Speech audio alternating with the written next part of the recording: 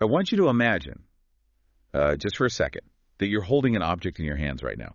Okay, I'm picturing it. Right, so it's heavy, it's perfectly smooth, and it's been carved from a single solid piece of stone into, like, the shape of a human skull. Oh, wow. That's a pretty intense image to start with. Yeah, it really is. But according to the belief system we're exploring today, you're not just holding a piece of art, right? You're not just holding, like, a paperweight for your desk. Right, it's so much more than that in this context. Exactly. You are holding what is essentially a cosmic library. A cosmic library? I mean, that's a massive claim. It is. It's supposed to be this ancient repository of knowledge, a highly tuned instrument for deep emotional healing, and literally a shield against negative energy, all rolled into one, visually striking object. It is a profound and honestly slightly intimidating image. It really captures the sheer weight, both literal in your hands and metaphorical in the culture, that people place on these specific objects. Yeah, the cultural weight is huge.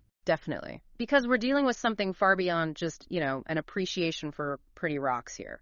The source material frames this as an interactive mechanism for human spiritual evolution. And that is exactly the mission of this deep dive. So today we're pulling from source material from Crystals by Rob, and we're looking specifically at excerpts that focus on the metaphysical healing properties of skull-shaped crystals. Right. Our goal is to impartially explore this intersection of, ancient symbolism, physical geology, and modern metaphysical beliefs. To see what's really driving it. Exactly.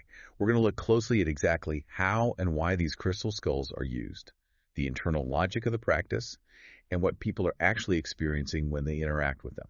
Okay, let's unpack this. Where do we even begin with a carved stone that claims to hold the secrets of the universe? Well, we begin by examining the physical material itself. I mean, to genuinely understand the practice, we really have to understand the why behind it. Like, how do people find such immense utility in these objects? And in the source text, that meaning starts fundamentally at the molecular level, specifically with the mineral quartz. Quartz, okay. The text points out that the vast majority of these crystal skulls, especially the ones used as all-purpose tools by practitioners, are made of clear quartz. Which is fascinating because quartz is not just, some mystical stone relegated to metaphysical shops. Not at all. It's an indispensable, highly functional mineral in modern manufacturing. Like, it's sitting inside our electronics, our wristwatches, our data storage devices. Exactly. And the reason it's so essential to our modern technological world is its piezoelectric properties. Piezoelectric. Yeah, and this isn't some mystical concept, right? It's a real measurable phenomenon in physics. Piezoelectricity basically refers to the ability of certain crystalline materials, like quartz, to generate an electric charge when they're subjected to mechanical stress. Wait, so just by squeezing it? Squeezing it, striking it, yeah. If you apply pressure to a quartz crystal, the internal lattice structure of the silicon and oxygen atoms actually shifts, and it literally produces electricity. That's wild. And the reverse is also true. If you run an electric current through quartz, it vibrates at a highly precise, unchanging frequency.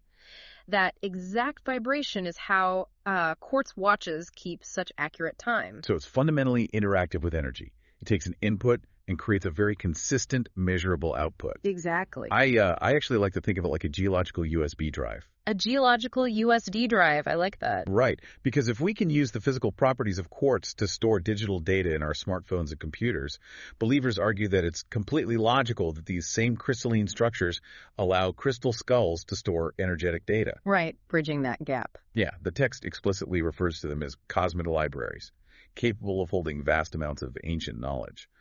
But I have to push back on the text here just a bit. Fair enough. Like, storing my vacation photos on a silicon chip is one thing, right? But the source material claims these skulls hold messages from lost civilizations, or even extraterrestrial beings. It does make that claim, yes. So how does the text actually justify that specific leap from holding a digital file to holding alien messages? What's fascinating here is how the belief system bridges that exact gap using the concept of resonance and frequency. Okay. The text claims that the vibrational energy released by these crystal skulls is incredibly similar to the electromagnetic waves produced by the human brain. The brain waves. Yeah, the very waves responsible for our thought processing, our memory retrieval, sensory input, all of it. So the argument is that there is like a biological and geological frequency match happening. Precisely. The theory rests entirely on that alignment. Because the skull's natural vibrations supposedly mimic or harmonize with human brainwaves, it allows the user to sync up with the object. It creates this closed loop. Huh? The skull isn't just a static rock on a shelf. It's actively broadcasting on a frequency the human brain is supposedly tuned to receive. Wow. In the metaphysical framework, if a lost civilization or, a higher dimensional entity wanted to leave a message that could survive millennia, they wouldn't write it on paper. No, paper degrades. Right. They would encode it into the vibrational frequency of a quartz crystal, knowing the human brain could eventually tune in and decode it. And this is why people who meditate with crystal skulls report experiencing spontaneous, deep insights, intense premonitions, and psychic visions. Okay, but if the hardware is actively broadcasting on a frequency we can tune into, how do you actually turn the receiver on? That's the trick. Right, because the source material makes a point of saying that just having the hardware sitting around isn't enough. You can't just buy a crystal skull, set it on your coffee table, and expect it to automatically start downloading ancient Mesoamerican secrets into your head. No, you definitely can't. The text refers to the necessary starting process as activation. Activation. Yeah. Before this activation, a crystal skull is described as merely a simple stone carving. It has all this potential, but it's dormant. Right. But once energized, it transforms into an active tool for healing and expanding consciousness. And the source compares this directly to booting up a computer so you can access its operating system, which is a great analogy. It is. Once it's booted up, it can even transmit and share information with other crystal skulls, literally describing it like a digital download. But honestly, I'm trying to picture this practically. Sure. There is no little green light that pings on the side of a rock to tell you the Wi-Fi is connected, Unfortunately not, no. So if I'm holding this object, how do I actually know the computer is booted up? Well, the confirmation of activation isn't visual at all. It's entirely experiential. Okay, meaning what? Meaning it's been activated based on how it begins to interact with your own internal energy state. One of the primary functions of a newly activated skull is that it begins to act as an energetic mirror. An energetic mirror. Yes. It reflects your own psychological and energetic state right back at you. So it serves as a mirror, and probably not a very flattering one. Not always, no. The text notes that because it reflects energy so perfectly, it's capable of pulling out truths that you have actively hidden from yourself. It forces you to look at the emotional baggage you've been avoiding. Exactly. I kind of think of it as a sort of spiritual lint roller. Oh, a spiritual lint roller. Yeah. It just picks up all the emotional debris you've been trying to brush under the rug and forces you to look at it. It doesn't let you lie to yourself. A spiritual lint roller is actually a highly accurate way to visualize it.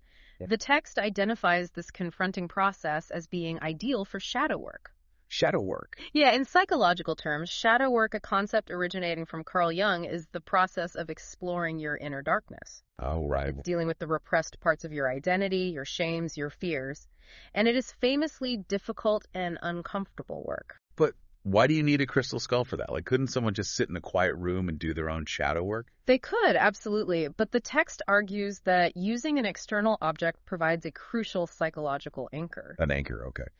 When you're navigating your own internal messy terrain, it's incredibly easy to spiral into anxiety or denial.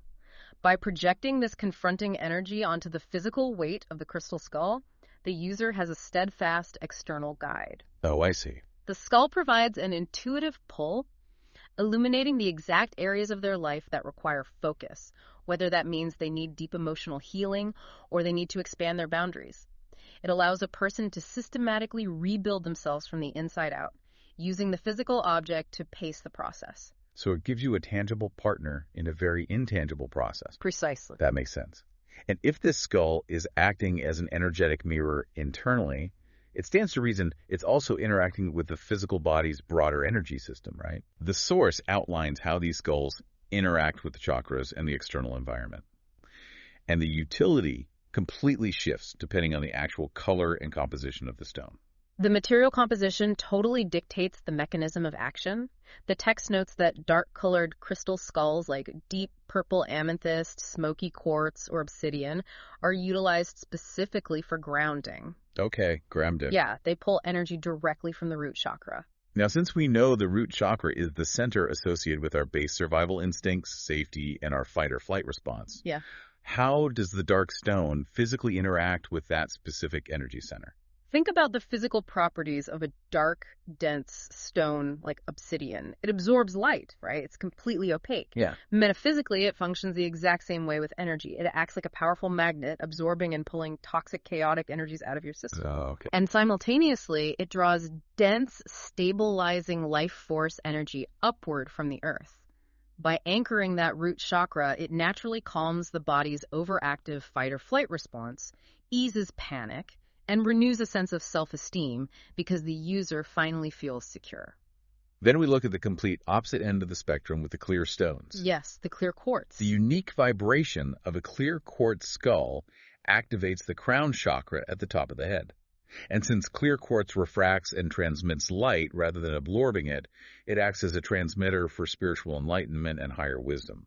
The belief system really has a striking internal symmetry to it. It does. The skull operates on a dual spectrum depending on the tool you choose. You can anchor yourself deep into the safety of the earth with a dark stone, or you can throw the doors wide open to the cosmos with a clear stone to receive energetic downloads. Here's where it gets really interesting, though, because the practice isn't just about the person holding the skull in a quiet meditation room. Right, it goes beyond that. The text details using these objects for active space clearing and environmental defense. It actually suggests keeping one on your busy work desk. Environmental defense, yeah. So if you are listening to this at your office or in a shared workspace right now, imagine putting a carved obsidian skull right next to your keyboard. The text claims it actively acts as a shield against a toxic work environment and blocks unwanted energetic exchanges from your coworkers. It essentially functions as an energetic perimeter.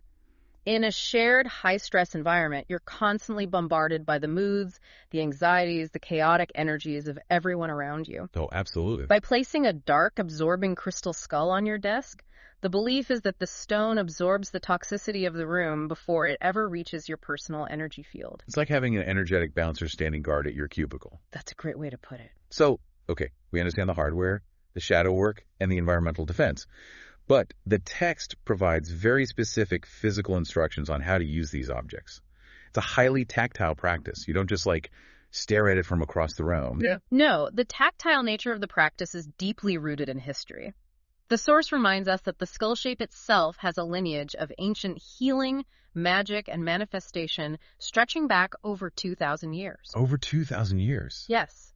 And while the text doesn't explicitly name them, this points back to Mesoamerican cultures, the Aztec, Toltec, and Maya, who utilized the skull motif not as a symbol of morbid death, but as a representation of the cycle of life, rebirth, and the ancestors. Oh, that completely shifts the perspective. It does, and the mechanics of how modern practitioners communicate with these skulls really mirror that ancient physical reverence. I'm trying to picture the practical application of this, though.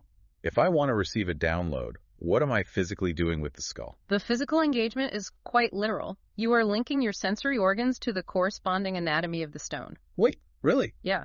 The text states that to see the messages the skull has for you, you must look directly into its carved eyes. If you want to hear what it has to say, you physically hold the skull just behind your ear.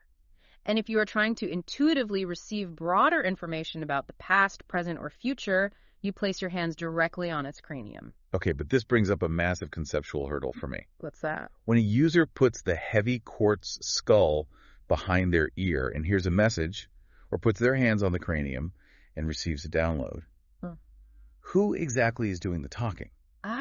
Does the text suggest the rock itself has an independent voice?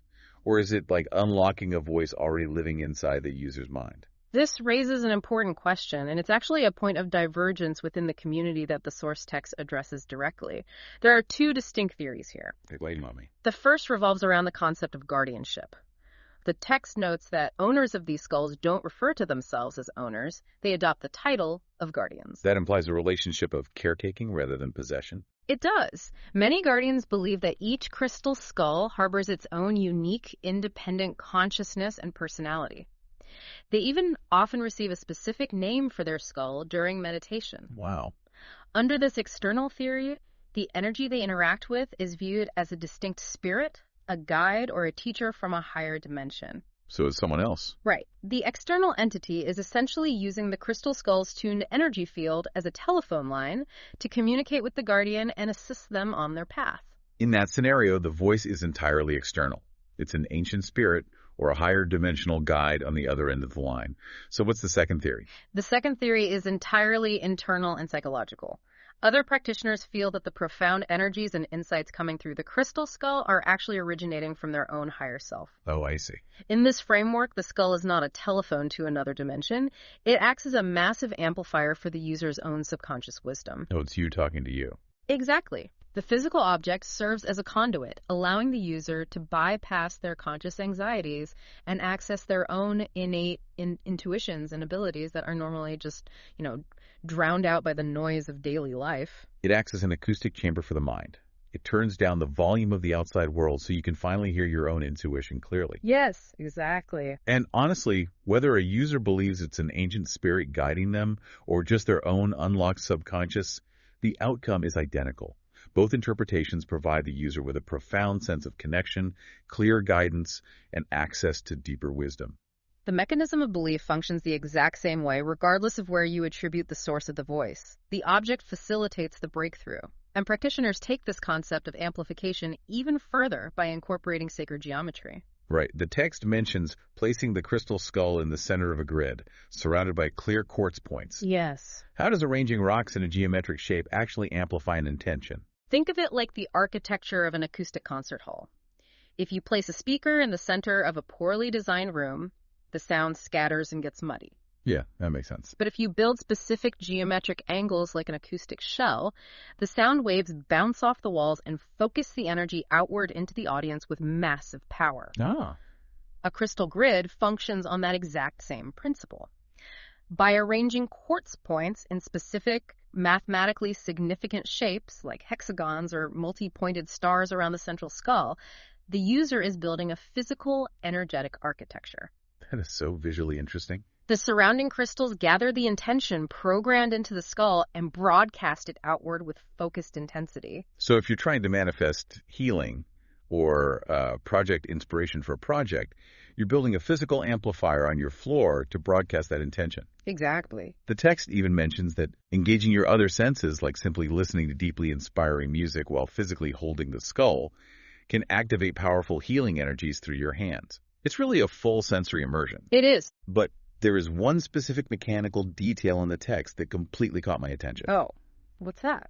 Well, we've explored how to boot up the skull, how to arrange it in acoustic grids, and how to look into its eyes to get the download. But the text also explains how you hang up the phone. The boundary setting. Yes. Yeah. It says that covering your skull with a simple clock at the end of your channeling session is incredibly helpful to cut off the energetic ties and stop the flow of further information. Right. If this ancient, powerful cosmic library is overwhelming you, you literally just throw a blanket over it to shut it up. It is a profoundly vital part of the practice. If you possess an object that you believe to be a highly attuned receiver for cosmic data, psychic visions, and the heavy emotional weight of shadow work, you absolutely must have a physical mechanism to turn it off. Or you just go crazy. Otherwise, the psychological overwhelm would be paralyzing. The simple cloth acts as a tangible physical barrier.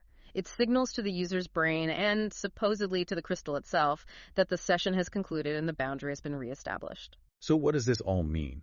We have journeyed from the measurable physical realities of piezoelectric quartz shifting its atoms under pressure all the way to the concept of cosmic libraries holding ancient data. It's quite a spectrum. It is. We've explored how these carved stones act as relentless energetic mirrors, forcing us to confront our hidden shadow selves. We've seen how dark stones act as dense magnets to ground our root chakras, while clear stones act as transmitters to open our crown chakras. Right. And we've looked at how everyday people adopt the role of guardians to these unique communicative personalities, using sacred geometry to amplify their deepest intentions. It is a remarkably vast, intricate, and internally consistent belief system. It really is. And connecting back to you listening to this right now, whether you're someone who is deeply invested in crystal healing grids, or you're just insanely curious about how metaphysical practices operate, understanding crystal skulls offers a brilliant lens into human nature. Absolutely. It's a detailed look at how we utilize physical objects to manifest our intentions, how we seek tangible protection in highly stressful environments, and ultimately, how we try to make sense of the universe and our specific place within it. I mean, I think we all secretly want a cosmic library sitting on our desk to help us figure things out. We certainly do. And if we connect this to the bigger picture, I find myself lingering on that specific detail you brought up about the cloth. The boundary setting. Yes. The source text explicitly notes that covering the skull physically cuts off the flow of information. It really makes you wonder. We live in an era characterized by constant digital notifications, relentless news cycles, and absolute information overload. Well, tell me about it. Right. So is it possible that part of the deep, enduring appeal of a crystal skull isn't solely its ability to connect us to ancient wisdom, but rather our absolute physical power to simply throw a cloth over it, definitively cut the connection, and finally experience silence?